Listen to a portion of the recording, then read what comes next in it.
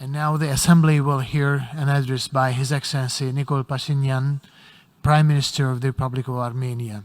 I request protocol to escort His Excellency.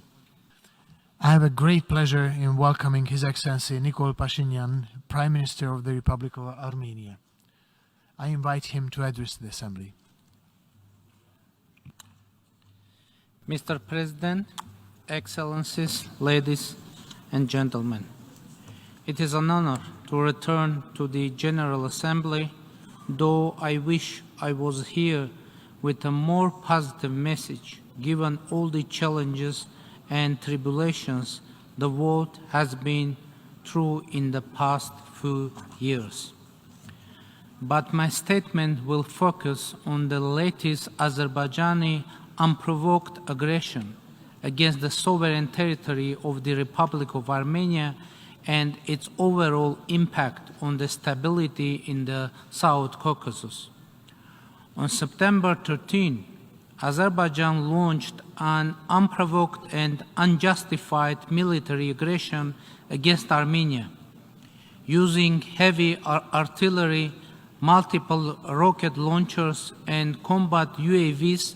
The Azerbaijani armed forces shelled 36 residential areas and communities, including towns of Goris, Jermuk, Vardenis, Kapan, Geramasar, deep within the sovereign territory of Armenia. This was not a border clash. It was a direct, undeniable attack against the sovereignty and the territorial integrity of Armenia, which was condemned and addressed during the latest UN Security Council meetings and beyond. The Azerbaijani attack deliberately targeted civilian population and vital civilian infrastructures.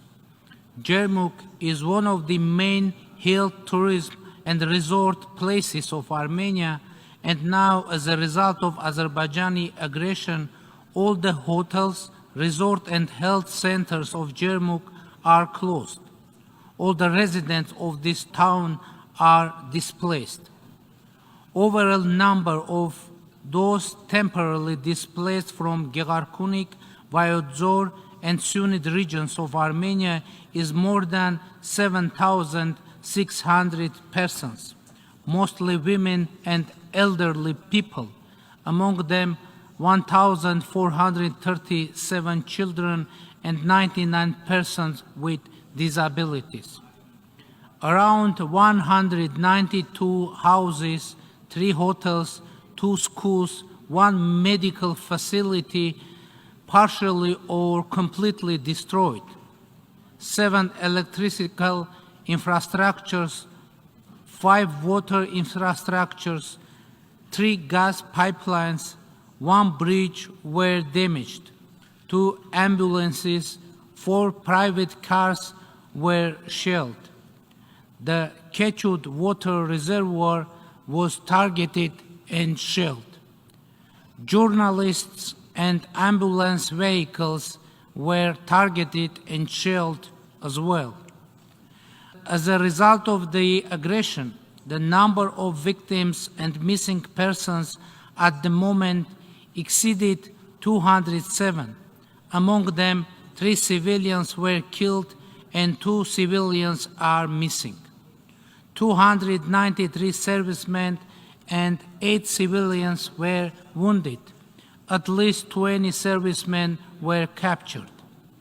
There are evidences of cases of torture, mutilation of captured already dead servicemen, numerous instances of extrajudicial killings, and ill treatment of Armenian prisoners of war, as well as humiliating treatment of the bodies.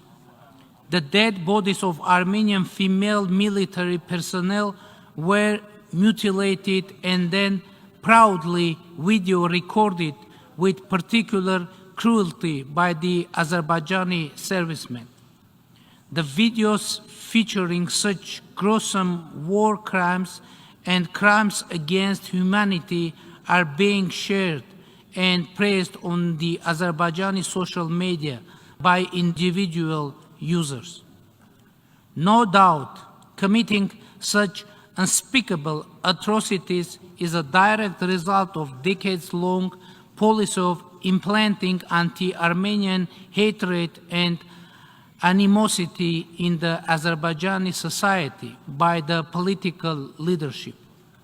In the wake of this offensive, the official narrative and other sources of information suggest that Azerbaijan intends to occupy more territories of Armenia, which needs to be prevented. I want to stress that the risk of new aggression by Azerbaijan remains very high, especially taking into account that every day Azerbaijan violates the ceasefire and the number of casualties and those injured could change any moment. Another factor for further escalation can be inappropriate reaction to this situation by the regional security organizations, which raised very hard questions among Armenian society. Ladies and gentlemen, despite the above-mentioned facts, Azerbaijan is trying to pose itself as a country seeking peace in our region, peace with Armenia. Hearing from a side what Azerbaijan is saying, you can even be impressed by its devotion to peace efforts. And for staging this impression, Azerbaijan is using the subjects of peace treaty with Armenia, border delimitation, and regional communication opening agenda. Why we have no tangible progress in these directions? The reason is very simple. Azerbaijan is using all those topics for territorial claims against Armenia. For example, one of the most important subjects of peace treaty is bilateral recognition of territorial integrity between Armenia and Azerbaijan.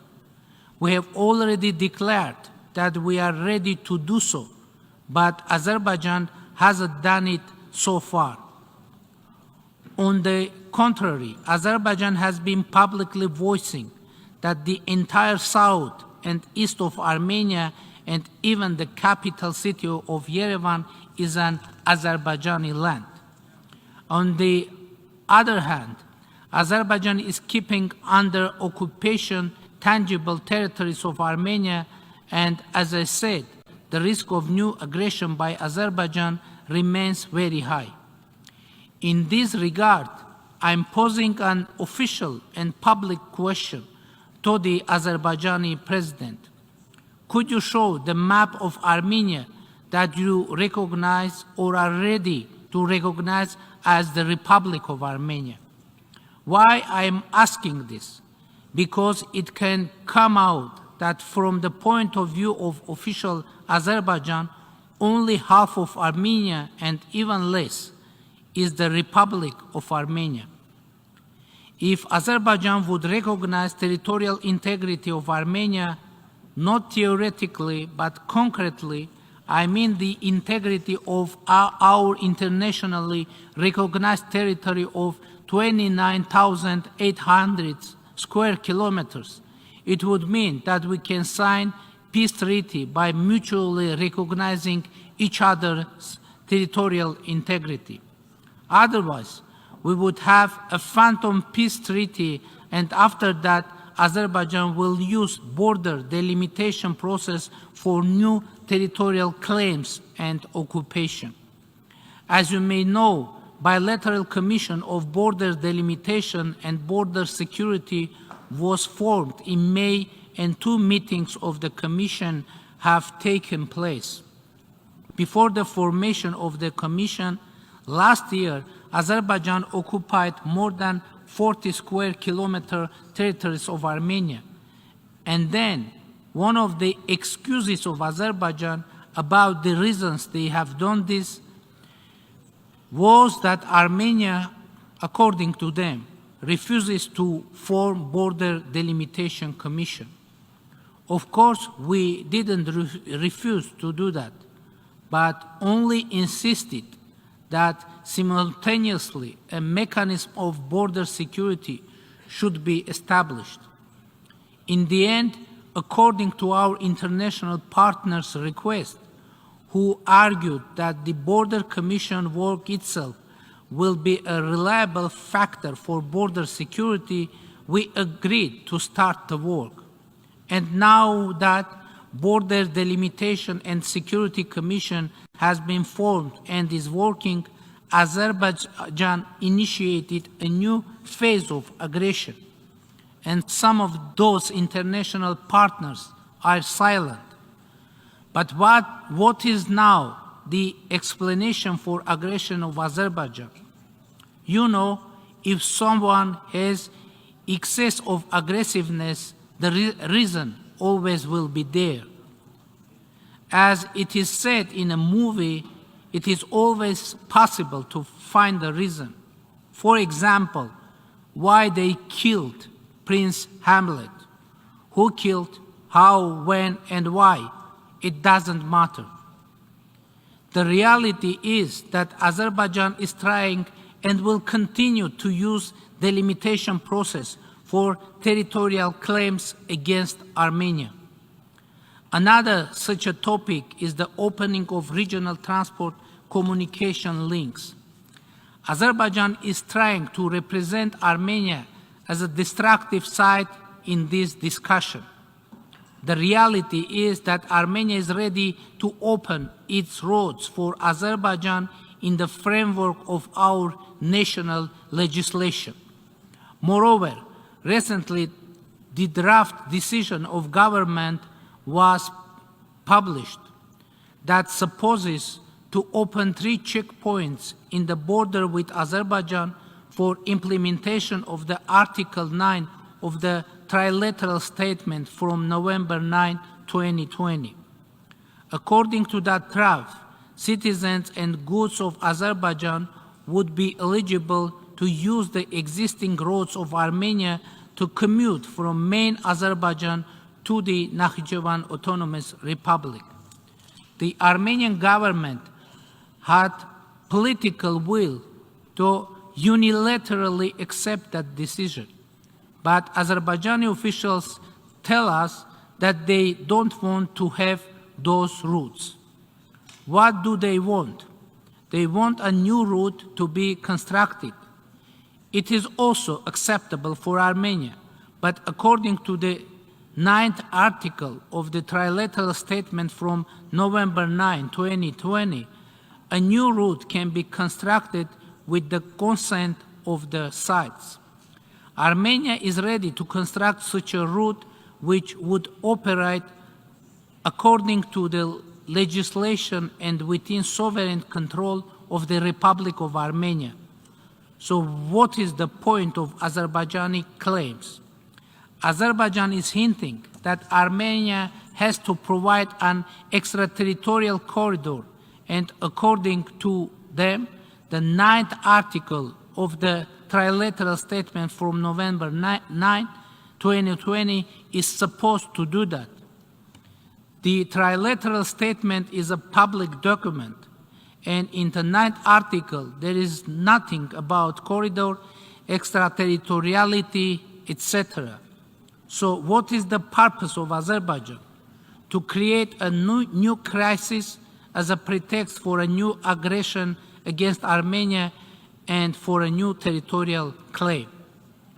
We have shared packages of proposals with Azerbaijan on the topic of opening communications, and if Azerbaijan accepts that those routes must operate according to national legislations, we can decide on this very quickly.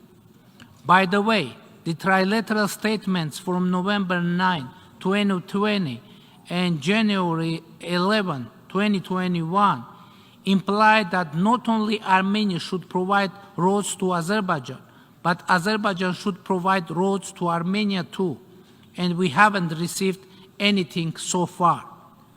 As for the corridor wording, it is very important to note that in the trilateral statement from November 9, only one corridor is mentioned, and it is the Lachin corridor for Nagorno-Karabakh.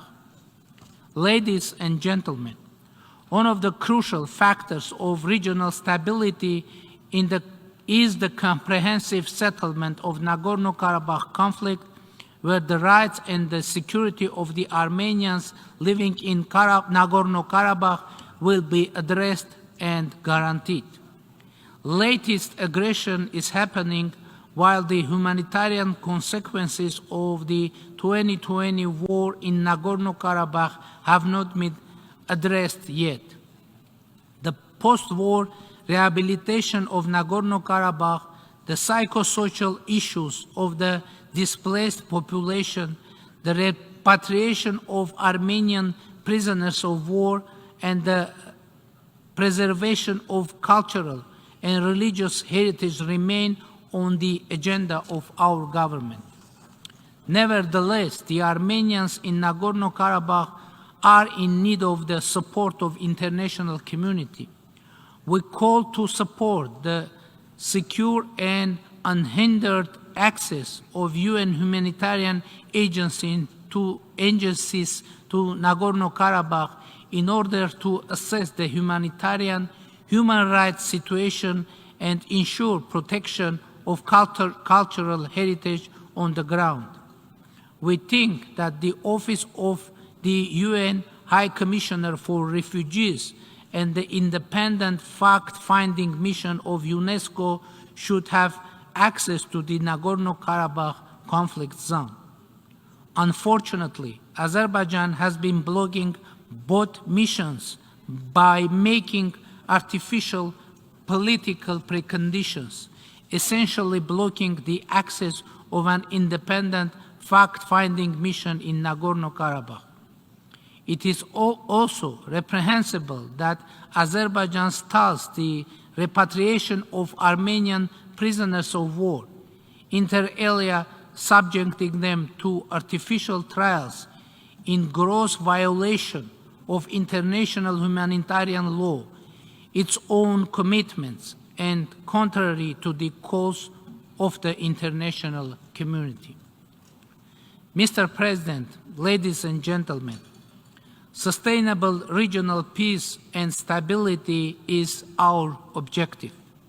Last year, through democratic snap elections, our people strongly supported the peace agenda of the government and reconfirmed the commitment of Armenia to pursue the democratic path.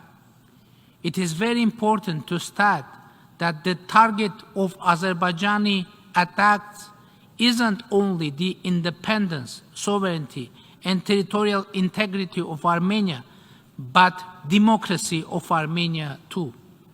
Despite the expectation of some forces, Armenia stayed democratic after devastating war of 2020, using the tool of free, fair, and democratic elections as a way out from internal political crisis.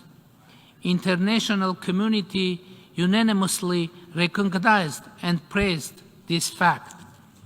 The Armenian democracy is struggling in an atmosphere when Azerbaijan is using force every day to impose its plans unilaterally to bring to the end the Armenian statehood, independence, and democracy. But I'm here to announce that we are determined to defend our democracy, independence, sovereignty, and territorial integrity by all means. I want to underscore that diplomatic solutions are an absolute priority for us, and the full engagement and support of international community is crucial. In this regard, I would like to mention that the international observation mission to the Armenia-Azerbaijan bordering areas would be an important factor for regional stability. Undeniably, in the interests of regional stability and in accordance with norms and principles of international law, Azerbaijani military forces must be withdrawn from the sovereign territory of Republic of Armenia.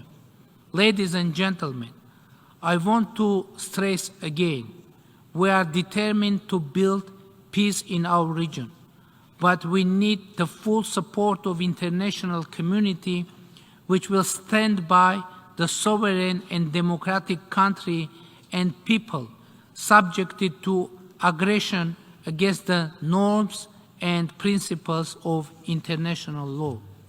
I believe in the potential of establishing long-term stability, security, and peace, and Armenia is committed to continuing diplomatic efforts to this end.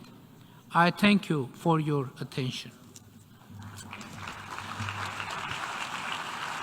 On behalf of the Assembly, I wish to thank the Prime Minister of the Republic of Armenia for the statement just made, and I request protocol to escort His Excellency.